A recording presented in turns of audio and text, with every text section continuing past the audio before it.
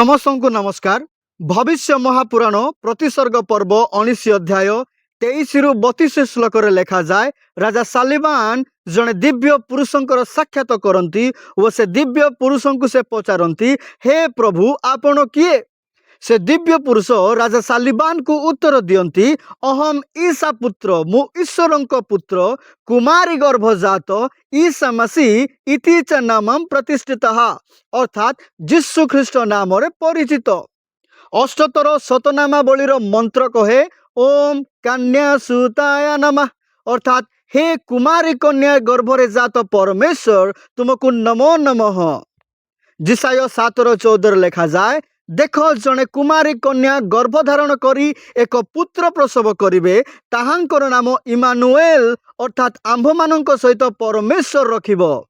Matthew 1:21 लेखा जाए, कुमारी मरियम एक पुत्र प्रसव करिवे, तुम्भे ताहांकर नाम जीशु देव, कारण से आपणा लोक मानकर समस्त पापरु सेमानंकु परित्राण करिवे। जीशु नामर अर्थ है मनुष्य मानकर समस्त पापरु सेमानकर परित्राण करता।